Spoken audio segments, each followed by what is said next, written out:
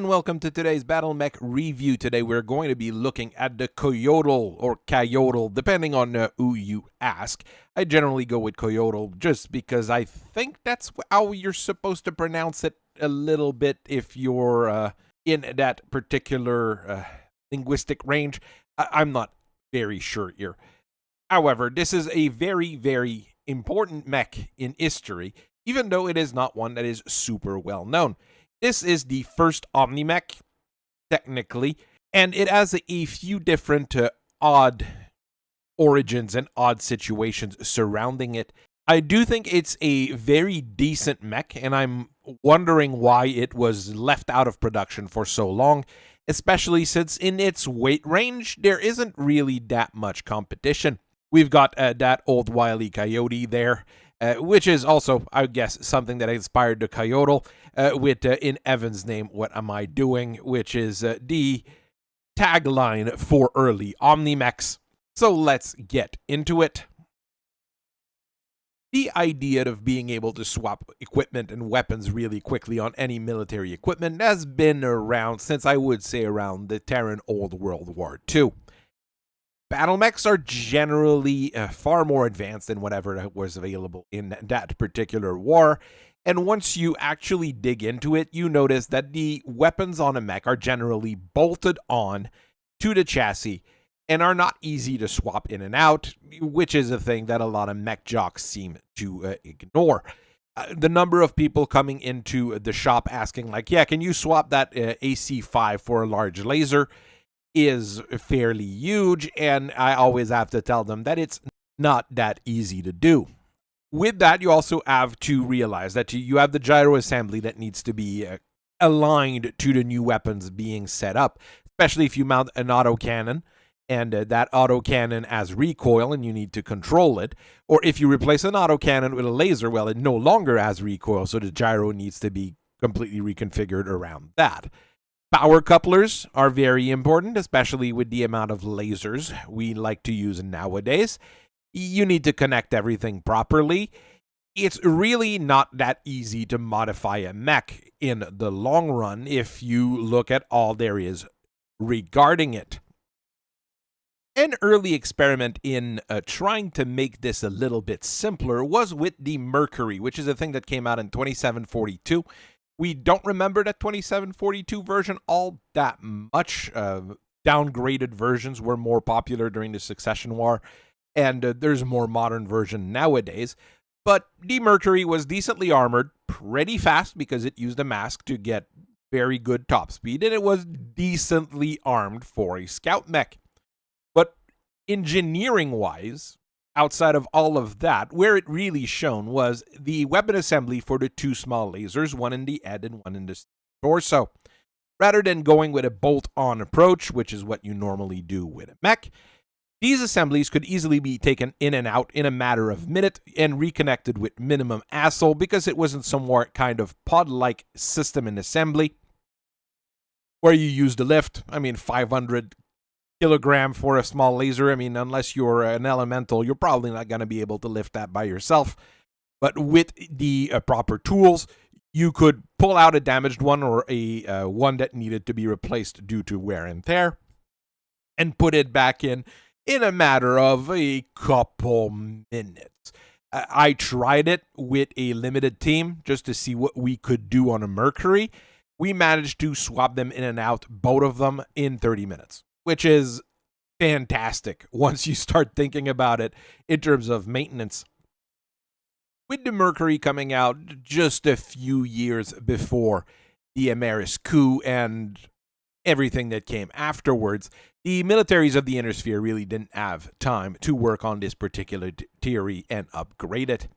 The former SLDF, however, had the technology and the engineers that they needed to make it work, but they were all the way out in the boonies doing their own thing.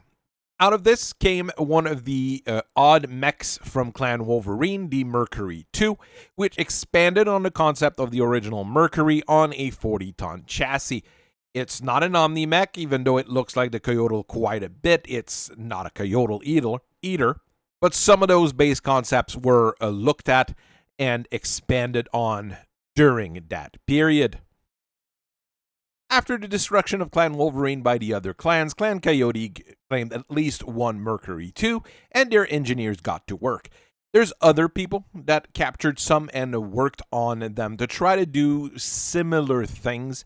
We've got some reports of Clan Zalzor's kind of working in the same direction, designing something that would have become an OmniMech possibly in the future.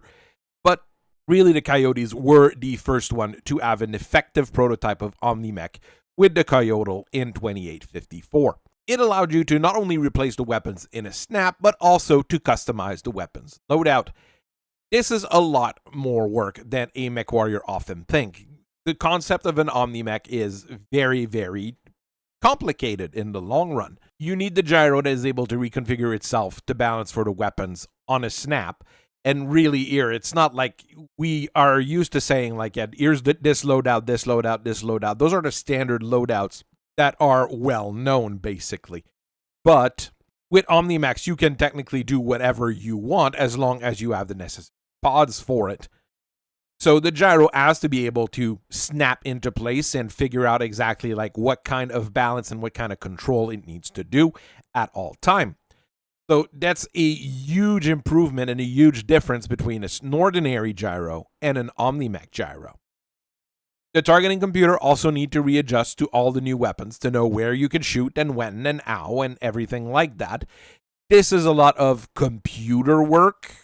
Engineers are not always the best at that. That's why we've got a guy that generally is tasked to do that. But that's still a decent amount of work. And a lot of the modern targeting computers would not be able to do that easily. That's why if you can get targeting equipment from an OmniMech and stick it into a regular mech, sometimes it actually is a good thing.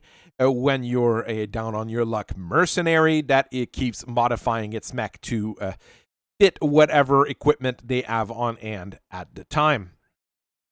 The Coyotl in the end was still a slow development process with the Coyotes and the Sea Fox working together to build them and deploy them.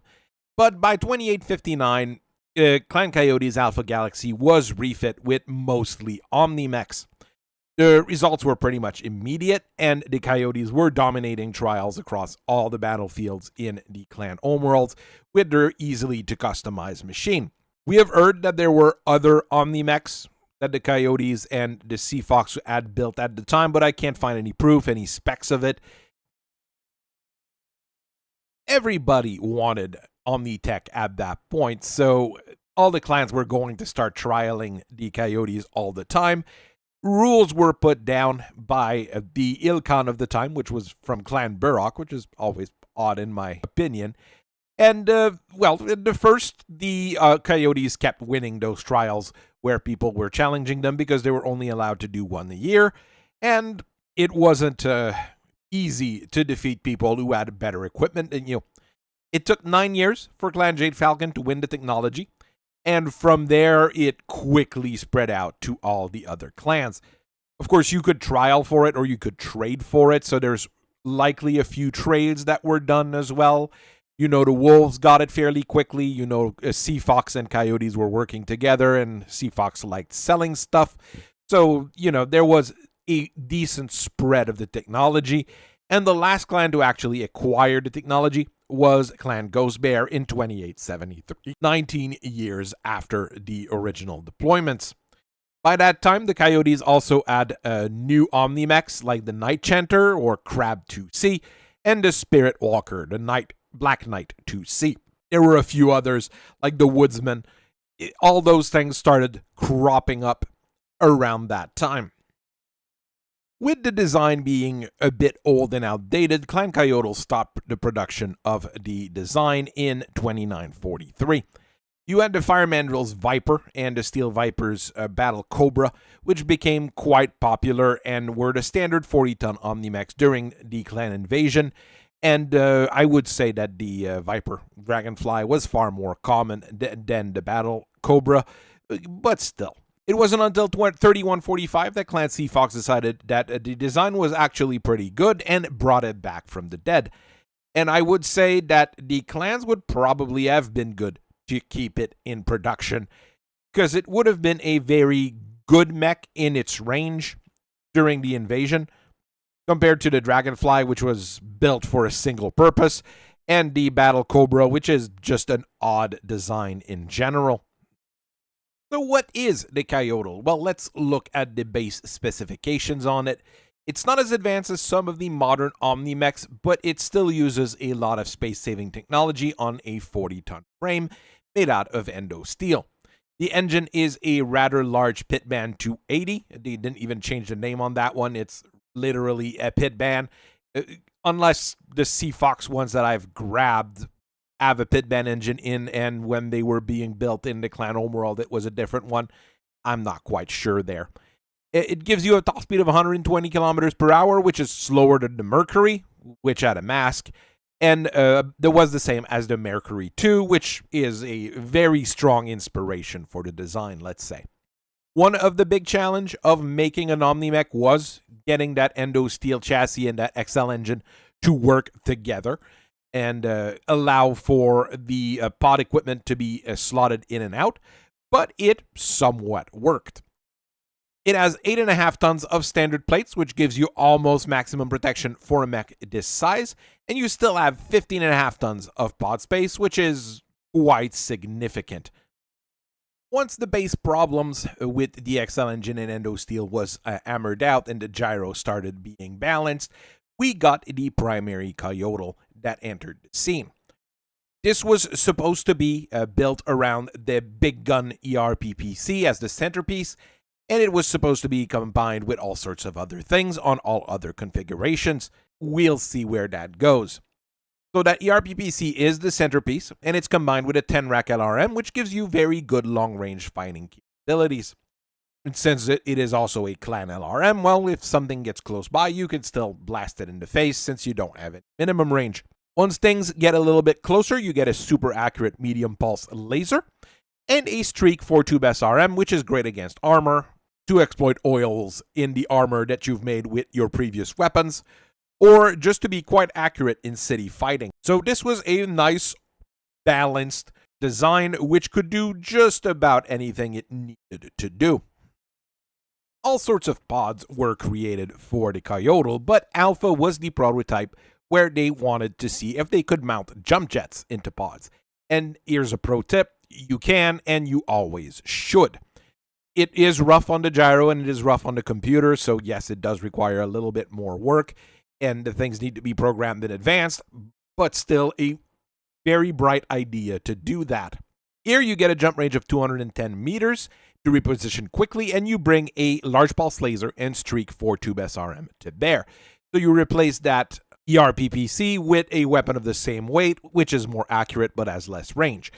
I really like the Clan Large Pulse Laser, and it's always a conflict in between the engineers here between if the ERPPC or the Large Pulse Laser is the better gun. One has more firepower, the other one's more accurate. Your mileage may vary. Against infantry, you also have a small pulse laser, which is very good and can help you out in a few other situations as well. Bravo configuration is a low-heat variation on the design and a test of using ballistic weapons on an OmniMech chassis. The main gun is an Ultra AC-10, which is nice enough. I quite enjoy Ultra AC-10s. They give you very good punch at very decent range, and the Clan ones get a little boost in range compared to the Inner Sphere one. So it is a very, very good gun. For backup, you get an ER medium laser, which has also very good range, and a standard 6-tube SRM, which is not as good, but since the other two weapons are going to punch holes in the armor, those SRMs will probably exploit them. Overall, a good experiment and not a bad design all in all. There were probably a few other designs and configurations which were used at the time, but we haven't really heard of much of them. We get brand new Coyotl now coming from Clan CFox since 3145, and they brought new configuration for them as well. Configuration Charlie mounts an ER large laser in the right arm and a plasma cannon in the right torso, making it deadly to tank and infantry and very good at decent enough range. You get an ATM-6 to balance things out, which you need to choose between extended range, high explosive, and standards, because you only get 2 tons of ammo, so you do have to make a choice there. You get an ECM as well to mess with other units' electronics, which is a decent setup all in all. Last of the new config is a Delta configuration, which uses as advanced tech as possible on an older design. The main gun is an improved heavy large laser, which is devastating as far as a laser goes, and a Streak 10 rack LRM for decent enough long range, very accurate support. For backup, you get an AP Gauss rifle, which is great against infantry. It's also a decent enough pop gun on most mechs, and you get a tag to pinpoint artillery strikes because clans haven't figured out how to use semi-guided LRMs yet. As extra equipment, you get a targeting computer, which makes the AP Gauss and improved large laser quite accurate, and a supercharger, letting you go up to 150 kilometers per hour, which is quite fast on a 40-ton mech. Figuring out how an OmniMech works is not that difficult once you get a full team of engineers, scientists, and weapons expert. It took Lucian and our work about 2 years to bring their first OmniMech to the inner sphere with the Raptor. Are OmniMechs a game changer? Yes, they also are a game changer because the mech bay for structural repair is not accelerated for all components and customization. It's night and day, really, in terms of how quickly you can repair things, how quickly you can rearm things, and make them fit for purpose for a specific mission. Logistically, it allows you to bring a much smaller number of mech to do a large number of tasks. The real problem is the bottleneck in production and the extra cost that they do engender. You also can't modify an OmniMech as much as you could a regular mech, I guess, because you can't change structural elements to it as easily. You basically would need to build a new OmniMech with a gyro that works with the new equipment you mounted on it, and etc. So there are limitations to OmniMechs, but in the grand scheme of things, if all mechs became OmniMechs, it probably would be a better deal for most people. The Coyotl on its own is not a real game changer, though. Technology it promoted is really what made the Coyotl special. Looking into it, though, I do like the Coyotl more than the Dragonfly/Viper and the Battle Cobra, and I do believe reintroducing them might be a very good idea. Especially, well, it's going to give you more sales, obviously, if you're the clan Sea Fox, but it gives you a new mech in that particular 40-ton range that has a decent performance all around, and you can easily adapt to your needs. With new modern technology, could we improve on the Coyotl and modify it significantly? Probably. I'd have to look at the internals and had to look at the actual design and maybe make a Coyotl 2 with a different type of armor than the standard that it has. Would it be worth it? Would it be functional? Who really knows? But, you know, now that it's in production, and now that we might be able to buy licenses for them, we might be able to play with it a little bit more. So I thank you very much for listening to me for so long. I hope you guys have a very nice rest of your day, and I'll see you guys later. Bye-bye.